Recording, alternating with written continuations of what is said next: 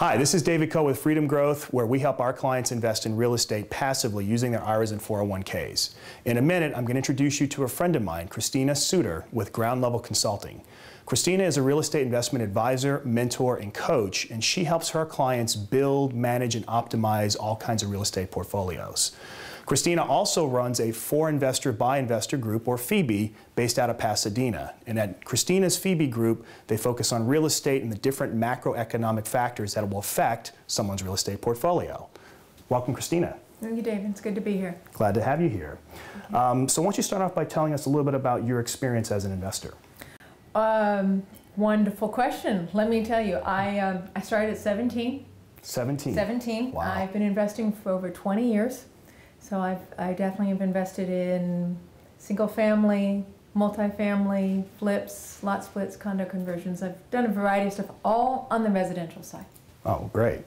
Well, as someone who has built a successful real estate portfolio, what are some of the elements for both your portfolio and your clients? What elements make up a successful real estate portfolio? It's a great question.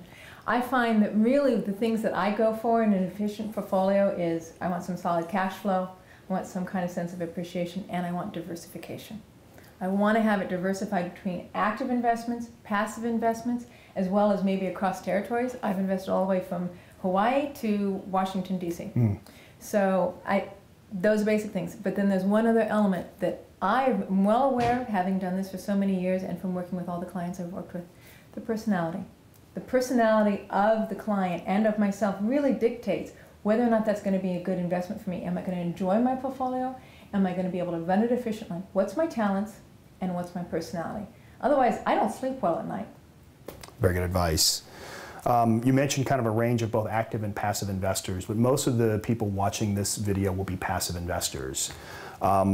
I know when you're passive, it doesn't mean you can keep your hands completely off. What are some of the skills you have to manage your property managers? All right. Well, first let's talk about that if you're going to do a passive investment, a big piece of a passive investment is who's your operator. I'm going to steal this from my friend David. Really, you can have a great investment and a bad operator, and I've been there and I've done it, and you end up with a crappy investment. But if you've got a good operator that you know can handle both the finances and the logistics of the particular investment, they can actually take a medium investment and make it good. And that's what you're looking for. So that's first.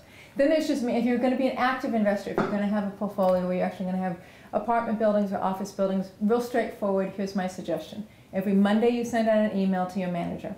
Have on it a list of current projects and projects that are finishing. Every Wednesday expect some kind of response. Thursday morning, email them back.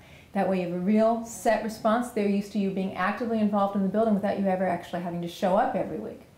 Then about once a month you look at your statements, and once every 6 months you evaluate the overall return on your portfolio. You do that, you actually be able to manage a relatively diversified and large portfolio in 2 to 3 hours a week. So setting up defined systems and following that pattern every single week.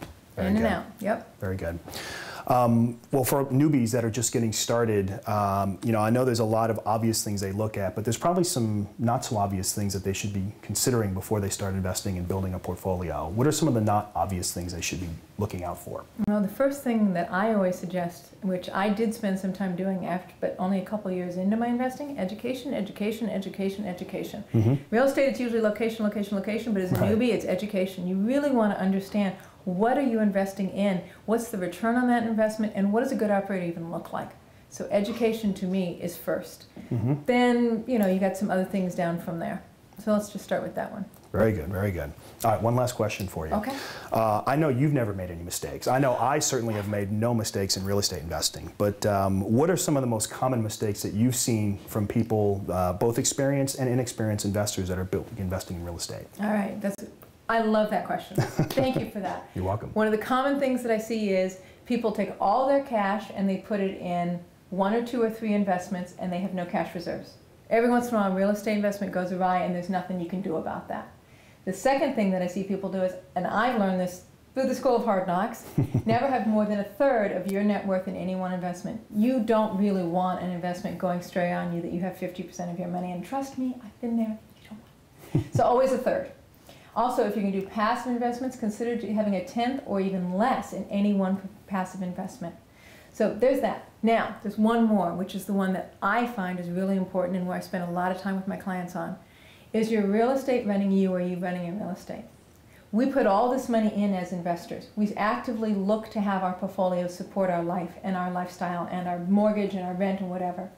But if it's running us, then we're not getting the retirement or semi-retirement we were hoping for.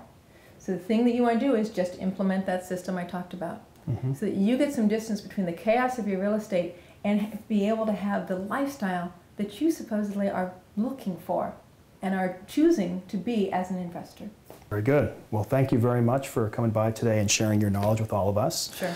If you'd like to learn more about Christina, we invite you to check out her website, Ground Level Consulting, or if you're in the Pasadena area, please check out her Phoebe group. You can find details on meetup.com.